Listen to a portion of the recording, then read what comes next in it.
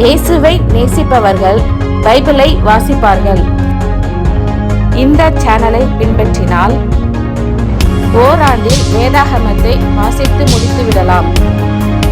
Follow பண்ணுங்க, subscribe பண்ணுங்க. எரேமியா 39ஆம் அதிகாரம். யூதாவின் ராஜாவாகிய சிதேக்கியா அரசாண்ட 9ஆம் வருஷம் 10ஆம் மாதத்திலே பாபிலோன் ராஜாவாகிய நேபுகாத் நேச்சாரும் அவனுடைய எல்லா ராணுவமும் எருசலேமுக்கு விரோதமாய் வந்து அதை முற்றுகை போட்டார்கள். சிதேக்கியா அரசாண்ட 11ஆம் வருஷம் 4ஆம் மாதம் 9ஆம் தேதியிலே நகரத்து மதிலில் திறப்பு கண்டது. அப்பொழுது பாபிலோன் ராஜாவின் பிரபுக்களாகிய நெர்கல் சரேத்சேர், சம்கார் நேபோ, சர்சேகிம், ரப்சாரீஸ், நெர்கல் சரேத்சேர், ரப்மாக் என்பவர்களும் பாபிலோன் ராஜாவின் மற்ற எல்லா பிரபுக்களும் உட்பிரவேசித்து நடுவாசலில் இருந்தார்கள். அப்பொழுது யூதாவின் ராஜாவாகிய சிதேக்கியாவும் சகல யுத்த மனுஷரும் அவர்களை கண்டபோது ஓடி ராத்திரி காலத்தில் ராஜாவுடைய தோட்டத்து வழியே 2 மதில்களுக்கு நடுவான வாசலால் நகரத்திலிருந்து புறப்பட்டு போனார்கள். அவன் வயல்வெளியின் வழியே போய்விட்டான். ஆனாலும் கல்தையருடைய ராணுவம் அவர்களை பின்தொடர்ந்து எரிகோவின் சமபூமியில் சிதேக்கியாவை கிட்டி அவனை பிடித்து அவனை ஆமாத் தேசத்தின் ஊராகிய ரிப்லாவுக்கு பாபிலோன் ராஜாவாகிய நேபுகாத் நேச்சாரிடத்தில் கொண்டு போனார்கள். அங்கே இவன் அவனை குறித்து தீர்ப்பு செய்தான். பின்பு பாபிலோன் ராஜா ரிப்லாவிலே சிதேக்கியாவின் குமாரரை அவன் கண்களுக்கு முன்பாக வெட்டுவித்தான். யூதா பிரபுக்கள் அனைவரையும் பாபிலோன் ராஜா வெட்டி சிதேக்கியாவின் கண்களை கெடுத்து அவனை பாபிலோனுக்கு கொண்டு போக அவனுக்கு 2 வெண்கல விலங்குகளை போட்டான். கல்தேயர் ராஜாவின் அரமனையையும் ஜனத்தின் வீடுகளையும் அக்னியால் சுட்டரித்து எருசலேமின் மதில்களை இடித்துப் போட்டார்கள். நகரத்தில் தங்கியிருந்த ஜனங்களையும் தன் பட்சத்தில் ஓடிவந்து விட்டவர்களையும் மீதியான மற்ற ஜனங்களையும் காவற் சேனாதிபதியாகிய நேபுசராதான் பாபிலோனுக்கு சிறைகளாக கொண்டு போனான். காவற் சேனாதிபதியாகிய நேபுசராதான் ஒன்றுமில்லாத ஏழைகளில் சிலரை யூதா தேசத்திலே வைத்து அவர்களுக்கு அந்நாளிலே திராட்சத் தோட்டங்களையும் வயல் நிலங்களையும் கொடுத்தான். ஆனாலும் எரேமியாவை குறித்து பாபிலோன் ராஜாவாகிய நேபுகாத் நேச்சார் காவற் சேனாதிபதியாகிய நேபுசராதானை நோக்கி, நீ அவனை அழைப்பித்து அவனுக்கு ஒரு பொல்லாப்பும் செய்யாமல் அவனை பத்திரமாய் பார்த்து அவன் உன்னோடே சொல்லுகிறபடியெல்லாம் அவனை நடத்தென்று கட்டளை கொடுத்தான். அப்படியே காவற் சேனாதிபதியாகிய நேபுசராதானும் நேபு சஸ்பான், ரப்சாரிஸ், நெர்கல் சரேத்சேர், ரப்மாக் என்பவர்களும் பாபிலோன் ராஜாவின் எல்லா பிரபுக்களும் எரேமியாவை காவற்சாலையின் முற்றத்திலிருந்து வரவழைத்து அவனை வெளியே வீட்டுக்கு அழைத்துக் கொண்டு போகும்படிக்கு அவனை சாப்பானுடைய குமாரனாகிய அகிக்காமின் மகனான கெதலியாவினிடத்தில் ஒப்புவித்தார்கள். அப்படியே அவன் ஜனத்துக்குள்ளே தங்கியிருந்தான். இதுவும் அல்லாமல் எரேமியா இன்னும் காவற்சாலையின் முற்றத்திலே அடைக்கப்பட்டிருக்கையில் அவனுக்கு கர்த்தரால் உண்டான வசனம், நீ போய் எத்தியோப்பியனாகிய எபத்மெலேக்குக்கு சொல்ல வேண்டியது என்னவென்றால், இதோ என்னுடைய வார்த்தைகளை இந்த நகரத்தின் மேல் நன்மையாக அல்ல தீமையாகவே வரப்பண்ணுவேன். அவைகள் அந்நாளிலே உன் கண்களுக்கு முன்பாக நிறைவேறும் என்று இஸ்ரவேலின் தேவனாகிய சேனைகளின் கர்த்தர் சொல்லுகிறார். ஆனால் அந்நாளிலே உன்னை தப்புவிப்பேன் என்று கர்த்தர் சொல்லுகிறார். நீ பயப்படுகிற மனுஷரின் கையிலே ஒப்புக் கொடுக்கப்படுவதில்லை. உன்னை நிச்சயமாக விடுவிப்பேன். நீ பட்டயத்துக்கு இரையாவதில்லை. நீ என்னை நம்பினபடியினால் உன் பிராணன் உனக்கு கிடைத்த கொள்ளைப் பொருளைப் போல இருக்கும் என்று கர்த்தர் சொல்லுகிறார் என்றார்.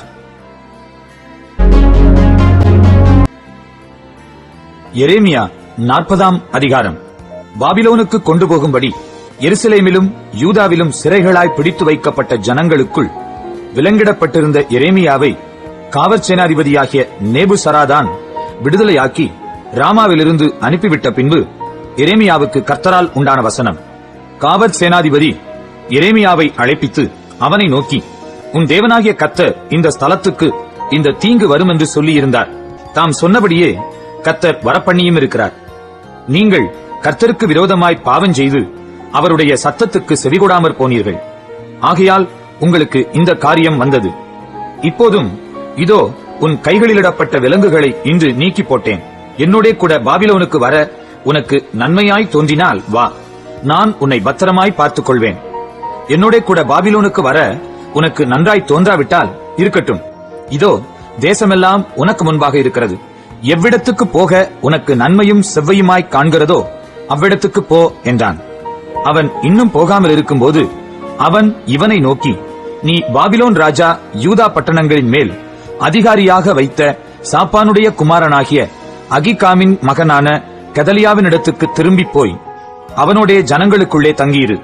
இல்லாவிட்டால் எவ்விடத்துக்கு போக உனக்கு செவ்வையாய் தோன்றுகிறதோ அவ்விடத்துக்கு போ என்று சொல்லி காவற் சேனாதிபதி அவனுக்கு வழிச்செலவையும் வெகுமதியையும் கொடுத்து அவனை அனுப்பிவிட்டான்.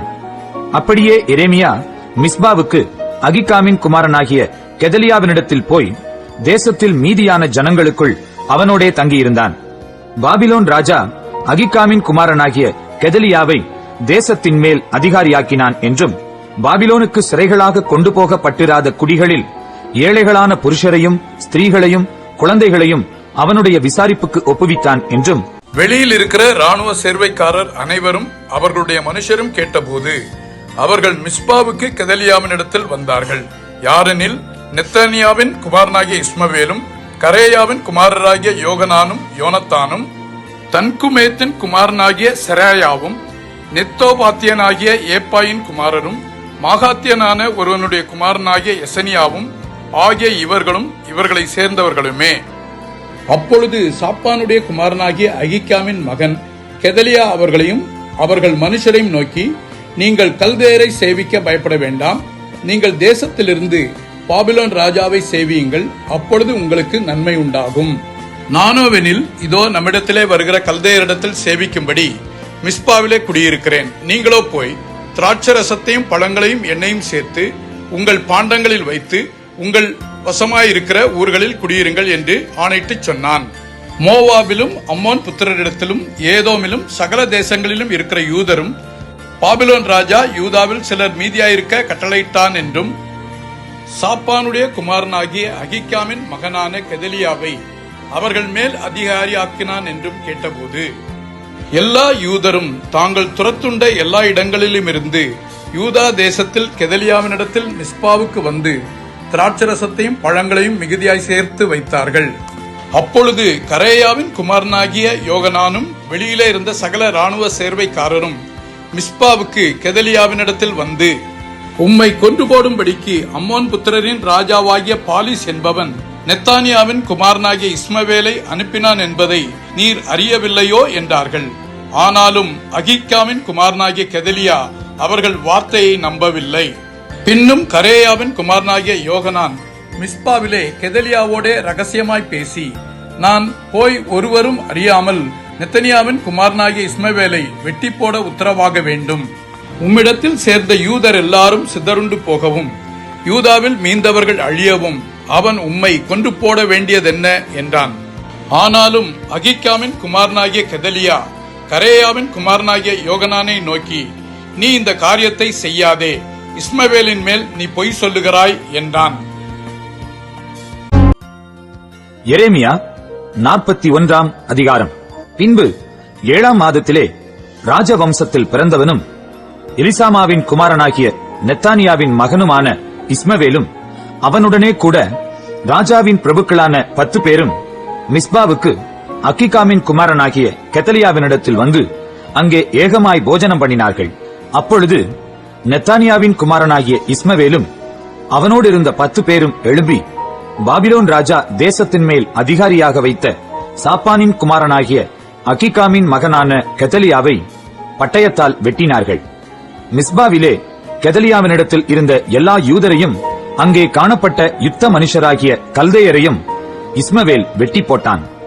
அவன் கெதலியாவை கொன்ற பின்பு மறுநாளிலே அதை ஒருவரும் இன்னும் அறியாதிருக்கையில் தாடியை சிரைத்து வஸ்திரங்களை கிழித்து தங்களை கீறிக் கொண்டிருந்த 80 பேர் சீகேமிலும் சீலோவிலும் சமாரியாவிலும் இருந்து தங்கள் கைகளில் காணிக்கைகளையும் தூப வர்க்கங்களையும் கர்த்தருடைய ஆலயத்துக்கு கொண்டு போகும்படி வந்தார்கள். அப்பொழுது நெத்தானியாவின் குமாரனாகிய இஸ்மவேல் மிஸ்பாவிலிருந்து புறப்பட்டு அவர்களுக்கு எதிராக அழுது கொண்டே நடந்து வந்து அவர்களை சந்தித்த போது அவர்களை நோக்கி, அகிகாமின் குமாரனாகிய கெதலியாவினிடத்தில் வாருங்கள் என்றான். அவர்கள் நகரத்தின் மத்தியில் வந்தபோது நெத்தானியாவின் குமாரனாகிய இஸ்மவேலும் அவனோடு இருந்த மனுஷரும் அவர்களை வெட்டி ஒரு பள்ளத்திலே தள்ளி போட்டார்கள். ஆனாலும் அவர்களில் 10 பேர் மீந்திருந்தார்கள். அவர்கள் இஸ்மவேலை பார்த்து, எங்களை கொலை செய்ய வேண்டாம். கோதுமையும் வார்கோதுமையும் எண்ணெயும் தேனும் உள்ள புதையல்கள் எங்களுக்கு நிலத்தின் கீழ் இருக்கிறது என்றார்கள். அப்பொழுது அவர்களை அவர்கள் சகோதரரோடும் கூட கொலை செய்யாமல் விட்டு வைத்தான். இஸ்மவேல் கெதலியாவின் நிமித்தம் வெட்டின மனுஷருடைய பிரேதங்களை எல்லாம் எரிந்து போட்ட பள்ளமோவெனில், ஆசா என்னும் ராஜா இஸ்ரவேலின் ராஜாவாகிய பாஷாவின் நிமித்தம் உண்டு பண்ணின பள்ளந்தானே. அதை நெத்தானியாவின் குமாரனாகிய இஸ்மவேல் வெட்டுண்ட பிரேதங்களால் நிரப்பினான். பின்பு இஸ்மவேல் மிஸ்பாவில் இருக்கிற மீதியான ஜனத்தை எல்லாம் சிறைப்படுத்திக் கொண்டு போனான். ராஜாவின் குமாரத்திகளையும் காவற் சேனாதிபதியாகிய நேபுசராதான் அகிகாமின் குமாரனாகிய கெதலியாவின் விசாரிப்புக்கு ஒப்புவித்து போன மிஸ்பாவிலுள்ள மீதியான சகல ஜனங்களையும் நெத்தானியாவின் குமாரனாகிய இஸ்மவேல் சிறைப்படுத்திக் கொண்டு அம்மோன் புத்திரர் பட்சத்தில் போக புறப்பட்டான். நெத்தானியாவின் குமாரனாகிய இஸ்மவேல் செய்த பொல்லாப்பை எல்லாம் கரேயாவின் குமாரனாகிய யோகனானும் அவனோடிருந்த எல்லா ராணுவ சேர்வைக்காரரும் கேட்டபோது, அவர்கள் புருஷரை எல்லாம் கூட்டிக் கொண்டு நெத்தானியாவின் குமாரனாகிய இஸ்மவேலோடே யுத்தம் பண்ண போய் அவனை கிபியோனில் இருக்கும் பெருங்குளத்து தண்ணீர் அண்டையிலே கண்டார்கள். அப்பொழுது இஸ்மவேலோடு இருந்த சகல ஜனங்களும் கரேயாவின் குமாரனாகிய யோகனானையும் அவனோடு இருந்த எல்லா ராணுவ சேர்வைக்காரரையும் கண்டு சந்தோஷப்பட்டு, இஸ்மவேல் மிஸ்பாவிலிருந்து சிறைப்பிடித்துக் கொண்டு போன ஜனங்கள் எல்லாம் பின்னிட்டு திரும்பி கரேயாவின் குமாரனாகிய யோகனானிடத்தில் வந்துவிட்டார்கள். நெத்தானியாவின் குமாரனாகிய இஸ்மவேலோ 8 பேரோடும் கூட யோகனானின் கைக்கு தப்பி அம்மோன் புத்திரரிடத்தில் போனான். கரேயாவின் குமாரனாகிய யோகனானும் அவனோடு இருந்த எல்லா ராணுவ சேர்வைக்காரரும் அகிகாமின் குமாரனாகிய கெதலியாவை வெட்டி போட்ட நெத்தானியாவின் குமாரனாகிய இஸ்மவேல் கொண்டு போனதும் தாங்கள் கிபியோனிலே விடுதலையாக்கி திரும்ப பண்ணினதுமான மீதியான சகல ஜனமுமாகிய சேவகரான மனுஷரையும் ஸ்திரீகளையும் குழந்தைகளையும் அரமனை பிரதானிகளையும் சேர்த்துக்கொண்டு பாபிலோன் ராஜா தேசத்தின் மேல் அதிகாரியாக்கின அக்கிகாமின் குமாரனாகிய கெதலியாவை நெத்தானியாவின் குமாரனாகிய இஸ்மவேல் வெட்டி போட்டதின் நிமித்தம் கல்தேயருக்கு பயந்தபடியினால் தாங்கள் எகிப்துக்கு போக புறப்பட்டு பெத்லகேமூருக்கு அருகான கின்காமின் பேட்டையில் தங்கியிருந்தார்கள்.